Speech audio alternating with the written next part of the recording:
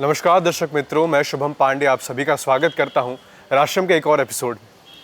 आप लोगों ने पहले एपिसोड में बातचीत की सनातन धर्म के बारे में, उनके प्रचार प्रसार से रिलेटेड कई सारे विषयों के बारे में बातचीत की। हमारे साथ आज दो बहुत खास व्यक्ति हमारे साथ जुड़ चुके हैं जिनसे हम और भी चर्चा करने वाले हैं सनातन धर्म के बारे में।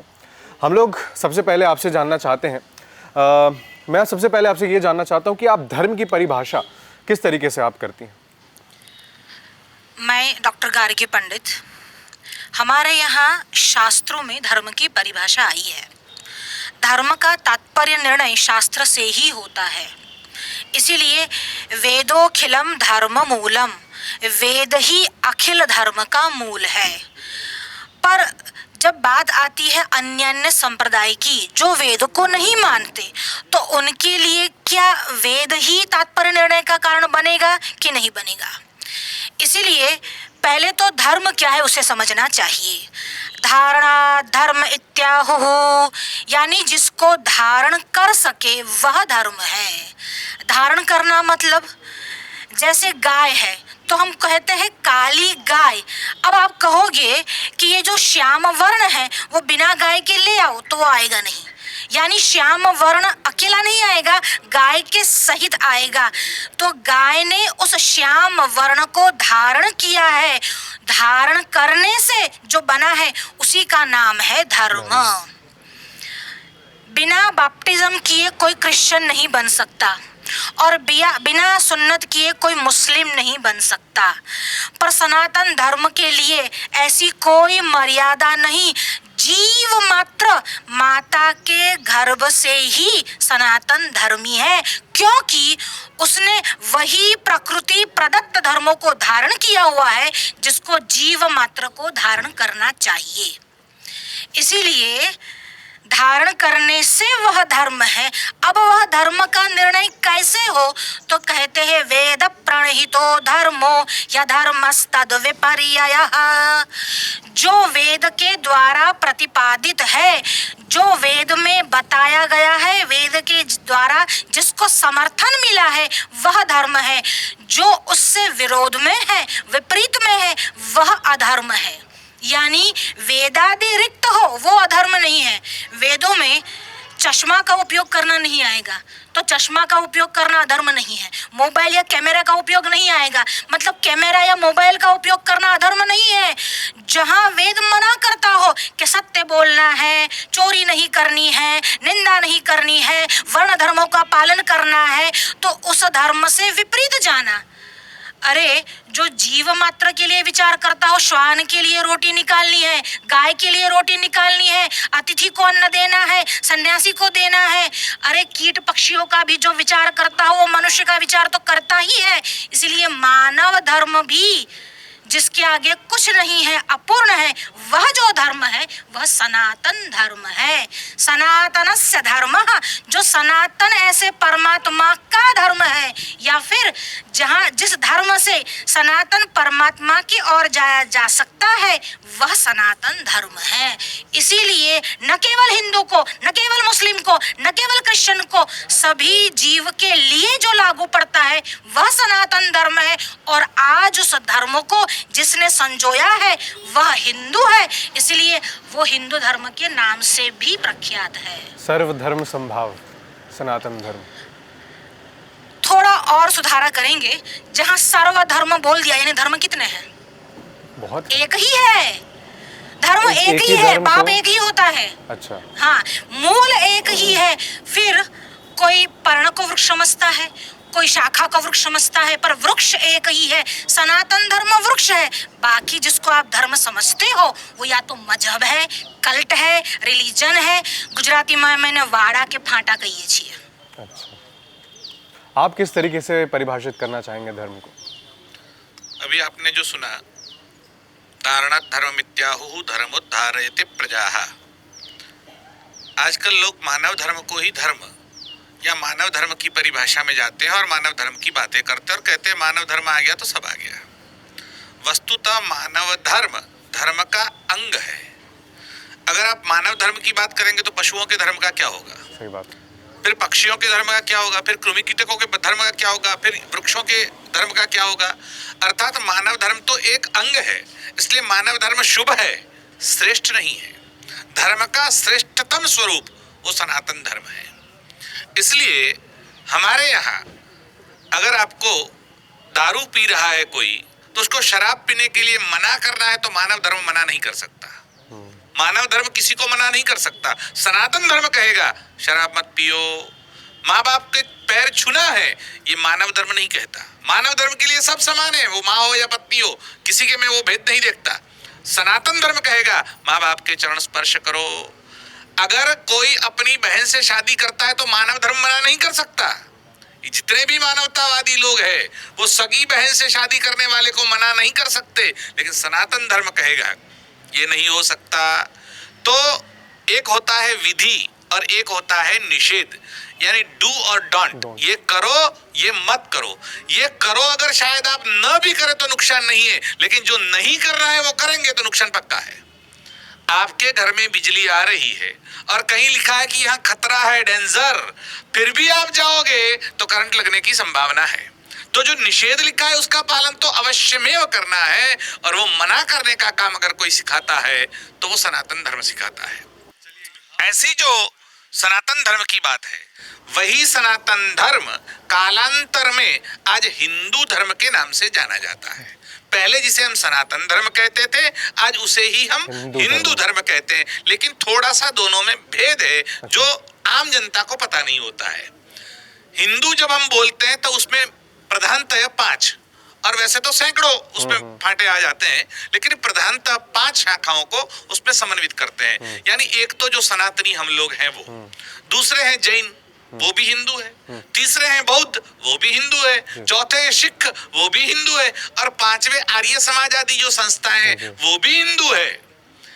इसलिए हिंदू में सब है, लेकिन सनातन आएगा तब केवल वेद को मानने वाले जो हैं, यानी हम जो लोग हैं वही सनातनी हैं। अब हिंदू किसे कहेंगे, ये बात दूसरा प्रश्न आएगा। तो हमारे यहाँ हर एक चीज की व्याख्या है। ऐसा नहीं कि कोई अव्याख्यायित है, किसी भी हिंदू कहे तो ऐसा नहीं है। हमारे यहाँ किसी हिंदुत्व की बड़ी संस्था का नाम देने वाले लोगों ने कहा कि हम लोग जो भारत में रहते हैं, जो हिंदुस्तान में रहते हैं, उस सबको हिंदू कहते हैं। अगर हिंदुस्तान में रहने वाला हिंदू है तो अमेरिका में रहने वाले हिंदू को क्या कहोगे? अगर कोई चंद्र पर रहता है हिंदू, तो अरे कहीं भी रहता हो, हिंदू की व्याख्या स्पष्ट है। इसलिए केवल हिंदुस्तान में रहता है या केवल रामकृष्ण को मानता है, इतनी बात नहीं है हमारी। ओमकार मूल मंत्रड्य पुनर्जन्म दृढ़ाशय गो भक्तो भारत गुरु हिंदू हीनत्व दूषक, जो ओमकार को मूल मंत्र मानता है। सनातनियों के जितने हमारे मंत्र है, वेद मंत्र या नाम मंत्र हो, ओम नमः शिवाय बोलते हैं, ओम नमो भगवते वासुदेवाय, गायत्री ओम से शुरू होती है, मृत्युंजय मंत्र ओम से, सारे मंत्र हमारे ओम से शुरू होते हैं। तो हम तो ओम को मानते ही हैं। लेकिन जैन ओम नमो अरिहंताणम, ओम नमो सिद्धाणम, ओम नमो आर्याणम, ओम नमो उज्जायणम, तो वो भी ओमकार को मानते हैं। बौद्ध ओम मणिपद्मे ओम नमः, वो भी ओमकार को मानते हैं। सिखों के तो आप ट्रक पर भी देखें ईक लिखा होगा और ओमकार लिखा होगा, एक ओमकार, वो भी ओमकार को मानते हैं। और आर्य समाजी वगैरह प्रतिमा पूजन या मूर्ति पूजा को नहीं मानते, अवतारवाद को नहीं मानते, लेकिन अपनी टोपी पर भी अ उ म ओम या अपने जब्बे पर ओम या ध्वज पर ओम लिखते हैं, तो वो भी ओम को मानते हैं। दूसरी बात, पुनर्जन्म दृढ़ाशय, जो पुनर्जन्म में आस्था रखता है वो हिंदू है। ये पांचों लोग पुनर्जन्म को मानते हैं। जैसे इस्लाम और क्रिश्चियन वगैरह लोग हैं वो पुनर्जन्म को नहीं मानते, लेकिन एक अर्थ में तो वो भी पुनर्जन्म मानते हैं कि जब कयामत का दिन आएगा और सब उठ जाएंगे, तो वो भी पुनर्जन्म को मानते हैं। लेकिन जैसा हम मानते हैं वैसा सीधा स्वीकार नहीं करते। ये पांचों जो शाखाएं हैं वो पुनर्जन्म को मानती है। पुनर्जन्म दृढ़ाशय गो भक्तो, जो गाय की हत्या नहीं करते, गाय की पूजा करते हैं। ये पांचों, सिख हो, बौद्ध हो, जैन हो, सनातनी हो, आर्य समाजी, सब गाय की पूजा करते हैं। तो जो गाय की पूजा करता है वो हिंदू है। अभी संघ के एक प्रवक्ता ने ऐसा कहा कि गोमांस खाने वाला भी संघ का स्वयंसेवक हो सकता है। इसका मतलब क्या है? गोमांस खाने वाला हिंदू ही नहीं हो सकता, फिर स्वयंसेवक कहां से हो सकता है? तो ये जो परंपराएं हमारे यहाँ उपद्रवित हो रही है, ये अज्ञान का कारण है। अज्ञानी लोग ही ऐसा बोल सकते हैं कि गोमांस खाने वाला हिंदू हो सकता है। तो गाय की पूजा करता है वो हिंदू है। गो भक्तो भारत गुरु, जिस संप्रदाय का जन्म भारत, भारत यानी आज जो दिखता है वो नहीं, वेदकालीन भारत जो जॉर्डन नदी के उस पार से लेकर इरावती नदी के उस पार तक विस्तरित था, वो भारत आज का एशियाई समझ लो आप। तो उस भारत में प्रायः जितने संप्रदाय आज पूरे विश्व में हैं, जिसे आप धर्म कहते हैं, एक भी धर्म एशिया के बाहर पैदा नहीं हुआ, एक भी नहीं, सारे के सारे यहीं पर पैदा हुए हैं। तो जो भारत को अपना गुरु मानता है, मां मानता है, बाप मानता है, भारत के प्रति श्रद्धा रखता है, वो हिंदू है। और हिंदू हीनत्व दूषक, जो हीन आचरण वाले को त्याज्य समझता है।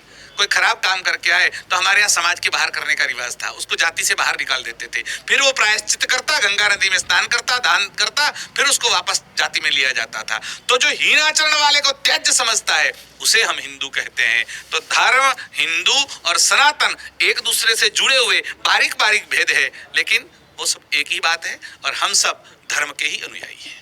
क्या सिर्फ हिंदू परिवार में पैदा लेना ही अपने आप को हिंदू मानना परिभाषित कर सकता है, या फिर ऐसा क्या करना चाहिए एक इंसान को, एक व्यक्ति को, कि वो गर्व से बोल पाए कि हाँ मैं हिंदू? आपने पहले ही सुना कि बैप्टिज्म करने के बाद कोई क्रिश्चियन बनता है और सुन्नत के बाद कोई मुसलमान बनता है। हिंदू तो गर्भ से ही होता है।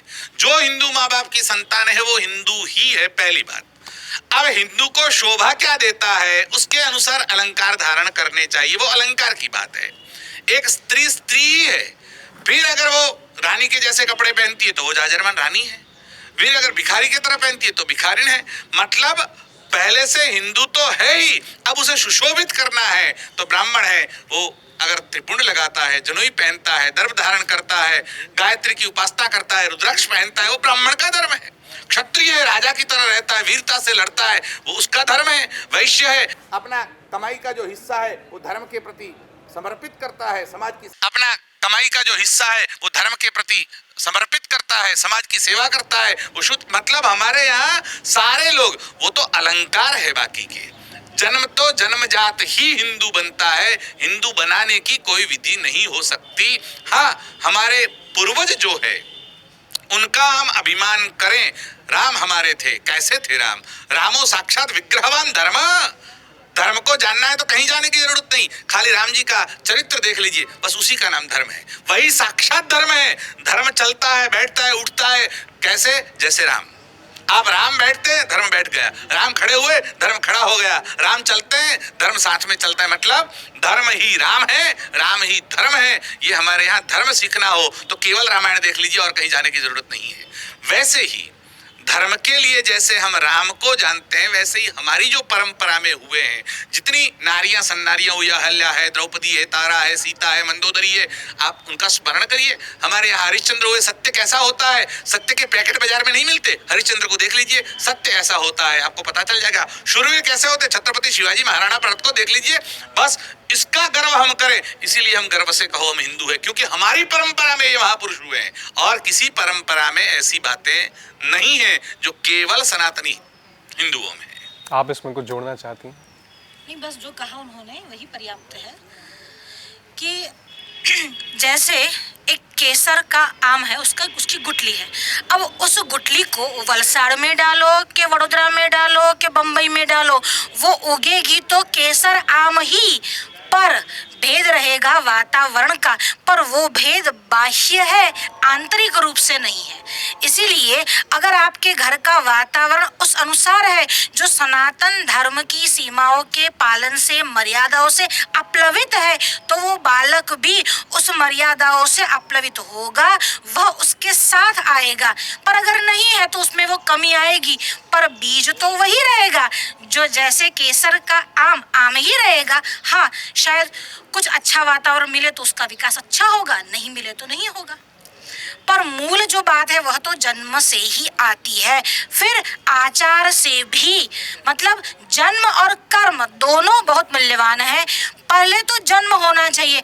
अगर आप गधे को तैयार करो रेस के लिए, शायद एक आध गधे में ऐसी विशिष्टता हो कि वो रेस में दौड़ जाए, पर वो घोड़ा नहीं बनेगा। पहले घोड़ा होना तो आवश्यक ही है, फिर ट्रेनिंग। यानी बीज शुद्धि आवश्यक है, फिर उसके ऊपर जो बाह्याचार काम करते हैं, यानी जन्म से और कर्म से, पहले जन्म और फिर कर्म, जन्म से होने के कारण ही वह जाति है।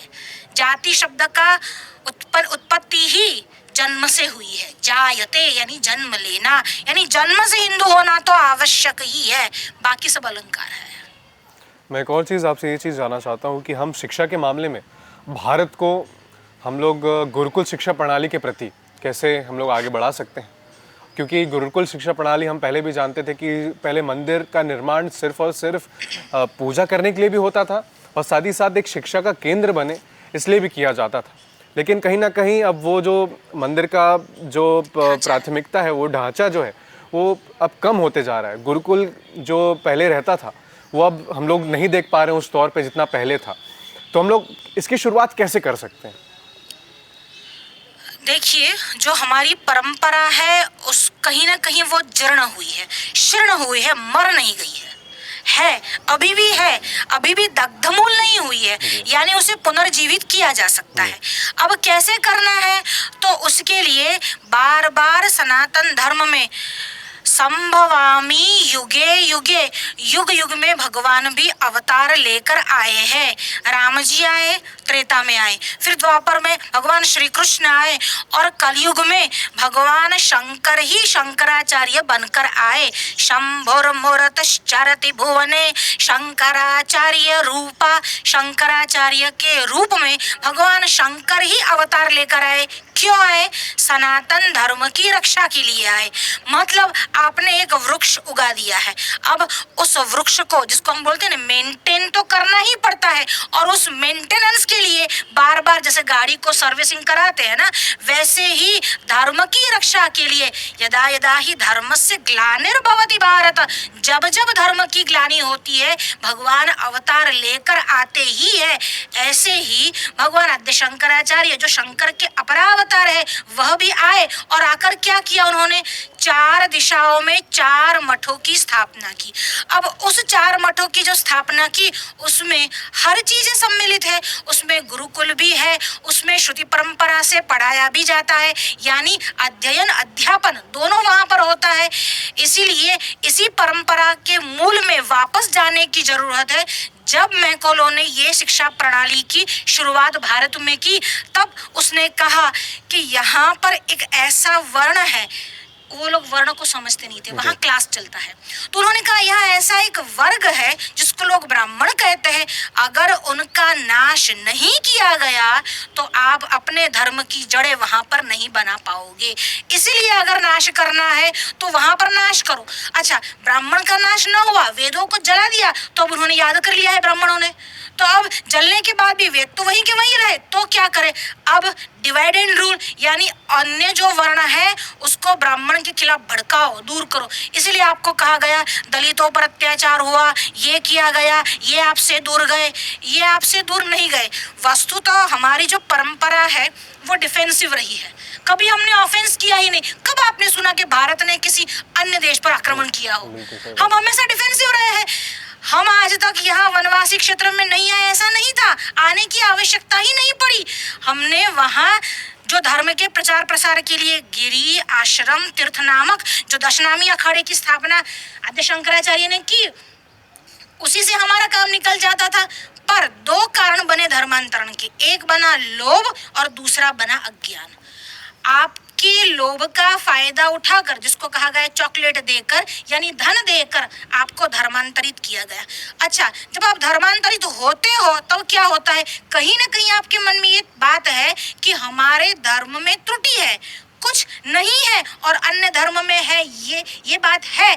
ये सोचकर, मतलब धर्म के प्रति अज्ञान ही इस धर्मांतरण का कारण है। अज्ञान और लोभ होने के कारण ये हुआ। और दूसरी बात, हमने पहले ही कहा कि डिफेंसिव है, जब तक कोई प्रहार न करे तब तक हम चैन की नींद सोते हैं, और फिर जब प्रहार किया तब हमको लगता है अब उसका जवाब देंगे, क्योंकि हम आत्मकल्याण ही सर्वश्रेष्ठ समझते हैं। प्रचार और प्रसार हमने कभी उसको इतनी प्रायोरिटी दी ही नहीं। इसीलिए कल्याण के लिए जो करना है वो करना है। अब कल्याण के लिए प्रचार और प्रसार करना है तो करना है, बाकी केवल और प्रचार प्रसार नहीं है। हमने कभी सत्ता को प्राप्त करने के लिए नहीं किया, इसीलिए हमारे यहाँ ये त्रुटि रही। पर अगर वापस ये करना है तो आद्य शंकराचार्य ने जिस मठों की स्थापना की है, अगर वो जन शरण बन रहे हैं तो उसको बल देना है। और बल तब दे सकते हैं जब हम जन जन तक पहुंचे और जन जन में सनातन धर्म क्या है उस भावना को उजागर करें, इन लोगों को जोड़े। और देखिए, सुबह का भूला अगर शाम को वापस आ जाए तो उसको भूला नहीं कहते।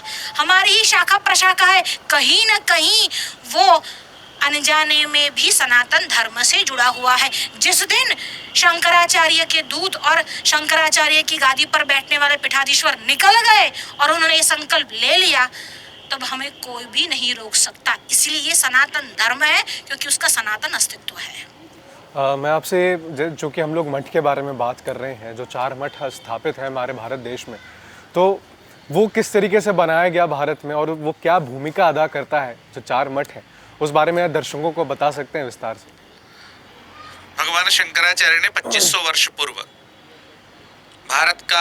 पूरे भारत का पैदल परिभ्रमण किया और बहुत छोटी अवस्था में 32 वर्ष की अवस्था में तो उन्होंने इस भारत से या पृथ्वी पर से विदा ले ली थी। तो इतनी छोटी अवस्था में 32 साल में आज हम लोग जो काम शंकराचार्य ने किया है 32 साल में, वो 32,000 वर्ष में हम नहीं पढ़ सकते, उतना काम उन्होंने 32 वर्ष में किया। तो उन्होंने 4 दिशाओं में, क्योंकि हमारे यहाँ वेद 4 है, हमारे यहाँ वर्ण 4 है, हमारे यहाँ आश्रम 4 है।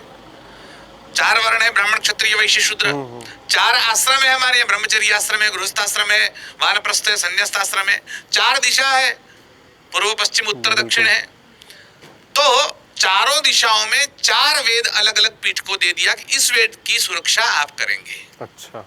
और इसलिए उन्होंने भारत के 4 कोनों में, जहां भारत का छोर आ जाता है, आज से 2500 वर्ष पूर्व उनको पता था कि भारत की 4 अंतिम छोर यहाँ पर आ जाएंगे, सीमा यहाँ पर आ जाएगी। उन्होंने जहां पर मठ स्थापित किया वहां से चाइना शुरू होता है। उस वक्त तो भारत इतना ही नहीं था, उस वक्त तो भारत इससे बहुत ज्यादा विस्तरित था, लेकिन 2500 वर्ष पूर्व उनको अनुमान था कि भारत की सीमा यहां तक हो जाएगी। भारत का बंटवारा हुआ, अफगानिस्तान अलग गया, श्रीलंका अलग गया, बांग्लादेश अलग गया, भूटान अलग गया, बर्मा अलग गया, यहाँ तक कि इंडोनेशिया तक भारत विस्तरित था। सब अलग होता गया, अंत में पाकिस्तान गया। लेकिन भारत की जो 4 सीमा में 4 जगह पर मठ बनाए थे वो आज भी भारत में है, क्योंकि उस वक्त तो उन्होंने अनुमान लगाया था। तो चारों दिशा में 4 मठ स्थापित किए। 4 हमारे धाम हैं और यही 4 धाम है। गुजरात में द्वारका है, वहां बद्रीनाथ है, वहां जगन्नाथपुरी है, वहां रामेश्वर है। तो 4 धाम से 4 मठ सांस्कृतिक चेतना का केंद्र बने। लोगों के बीच में धर्म की आस्था को टिकाए रखने के लिए मठ से बल मिले। मठ लोगों को सुसंस्कारित करता रहे। लोग अगर मठ से जुड़े रहेंगे तो धर्म क्या है, राष्ट्र क्या है, संस्कृति क्या है, आवश्यकता क्या है, तो उसके लिए उन्होंने मठ, और चारों मठों में जो 10 नामी सन्यासी है उसमें 2 मठों को 3-3 और 2 मठों को 2-2, मतलब 10 नाम में से 10 नाम को विभाजित कर दिया कि आपका मठ ये रहेगा, आपका मठ ये रहेगा। ये 10 नाम संप्रदाय क्या है, उसमें आपने अभी सुना जी कि उसमें तीर्थ नाम के सन्यासी है, पुरी नाम के सन्यासी है, गिरी नाम के सन्यासी है, भारती नाम के सन्यासी है, सरस्वती नाम के हैं, अरण्य नाम के हैं, वन नाम के हैं, सागर नाम के हैं।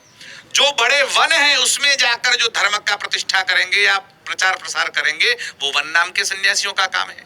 जो तीर्थ में रहकर करेंगे वो तीर्थ नाम के सन्यासी है।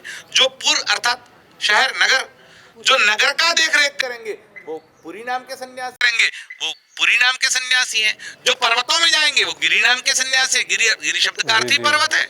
जो हमारे समंदर के किनारे मच्छीमारी वगैरह लोग करते हैं तो मछुआरों का वगैरह या सागर खेड़ुओं का जो ध्यान रखेंगे तो वो हमारे सागर नाम के सन्यासी हैं। जो छोटे छोटे जंगलों में जाएंगे वो अरण्य नाम के सन्यासी हैं। तो उनको विभाजित करके 4 मठों के हाथ के नीचे उनको काम दिया गया कि वो इसके नीचे रहकर उनकी आज्ञा में रहकर ये काम करेंगे। उसी प्रकार हमारे अखाड़े 7 अखाड़े थे उस वक्त, अब 13 बन गए।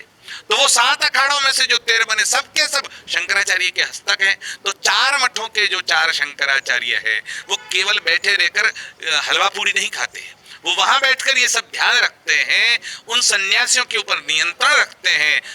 आप अभी जो मिलिट्री आपकी लड़ रही है या हमारी मिलिट्री आर्मी जो लड़ रही है और दूसरे देशों के सामने हम टक्कर ले रहे हैं, पूर्व में अनेकों बार हमारे नागा सन्यासियों ने जान दिया और एक एक नहीं हजारों नागा सन्यासियों के बलिदान हुए लड़ते लड़ते। नागा सन्यासी केवल जाकर जप करते हैं ऐसा लोगों अगर मन में है तो वो गलत बात है। वो सैन्य का काम करते थे, ये शंकराचार्य का सैन्य है, ये हमारा धर्म सैन्य है। आपको ऐसे नहीं दिखेगा कि यहाँ नागा सन्यासी कहाँ घूम रहे हैं, लेकिन कुंभ के मेले में जाइए आपको पता चल जाएगा कितने नागा सन्यासी है। तो जो नागा सन्यासी है वो जो काम कर रहे हैं वो काम वस्तुतः शंकराचार्य पीठ कर रही है। तो शंकराचार्य पीठ के द्वारा धर्मशास्त्रों का रक्षण, शंकराचार्य पीठ के द्वारा वेदों का रक्षण, शंकराचार्य पीठ के द्वारा सन्यासियों का रक्षण, शंकराचार्य पीठ के द्वारा गृहस्थों में धर्म प्रचार प्रसार, हमारी जो आचार संहिता है, जैसे अभी आपने शिक्षण का प्रश्न सवाल किया, तो मंदिर में मंदिर चेतना का केंद्र था, मंदिर से सब कुछ होता था, लेकिन घर ही मंदिर क्यों न बने, ये बात शंकराचार्य ने कही कि हमारा घर ही मंदिर बने और घर में ही ये सब सारी शिक्षाएं। और माता जो है एक सुमाता 100 शिक्षकों का काम करती है, जो काम 100 शिक्षक नहीं करते वो अकेली माँ कर सकती है। तो माँ अगर चेतनवंती हो जाए और घर को ही मंदिर बना ले तो ये पृथ्वी ही स्वर्ग हो जाएगी। अलग स्वर्ग की कल्पना बाद में करेंगे, लेकिन पृथ्वी ही स्वर्ग हो जाएगी और ये काम हमारी शंकराचार्य पीठें करती है। आज अधार्मिक, असांस्कृतिक, अनैतिक जो कार्य हो रहे हैं, अगर सन्यासियों के पास या शंकराचार्यों का मार्गदर्शन लेकर राजनेता और तंत्र काम करते तो ये दशा न होती। राजनेता स्वयं को शंकराचार्य बनाने में लगे हैं, वो धर्म के भी मार्गदर्शक वही बन गए हैं, राजनीति के भी वही बन गए, देश के भी वही बन गए। उनको किसी से मार्गदर्शन नहीं चाहिए, वही सबको मार्गदर्शन करते हैं। अगर आज भी भारत के प्रधानमंत्री से लेकर मुख्यमंत्री तय कर लें कि शंकराचार्य जो कहेंगे उस प्रकार से धर्म की शिक्षा दी जाएगी, तो कोई माई का लाल पूरी दुनिया में ऐसा नहीं है जो सनातन धर्म के ऊपर उंगली उठा सके। ये ताकत सनातन धर्म और शंकराचार्य रखते हैं, लेकिन शंकराचार्यों की अवगणना कर कर फर्जी शंकराचार्यों को पैदा करने का काम वो सारी राजनीतिक पार्टियों ने किया है। कोई एक ने किया नहीं, कांग्रेस भाजपा सब उसमें शामिल है। और सारे जो विधर्मी हैं जिसे हम धर्म से बाहर गिनते हैं, उन्होंने भी यही काम किया है, शंकराचार्य के सामने फर्जी शंकराचार्यों को खड़ा करना। इसलिए असली और नकली काम भेद नहीं जान पा रहे हैं, यही हमारा नुकसान हो रहा है। तो हम इसको सोचें कि शंकराचार्य ही हमारे धर्म के सर्वोच्च अधिकारी है। आप इस पूरे एपिसोड को किस तरीके से खत्म करना चाहिए? एक संदेश जो इस पूरे एपिसोड को देखा वो क्या होगा? पूरी जो सनातन धर्म प्रेमी या भारत की जनता है उसको चाहिए किसी का कोई न कोई धार्मिक मार्गदर्शक चाहिए, और चारों पीठों मार्गदर्शक ही है। तो हम चारों पीठों में अपनी आस्था को बढ़ाएं, इसको बल दें और आपके टीवी के माध्यम से सनातनी लोग भी और टीवी चैनल भी सनातनी शंकराचार्यों की शरण में जाएं, यही अपेक्षा है। चलिए, बहुत बहुत शुक्रिया आप सभी का, दोनों का हमारे साथ जुड़ने के लिए। धन्यवाद।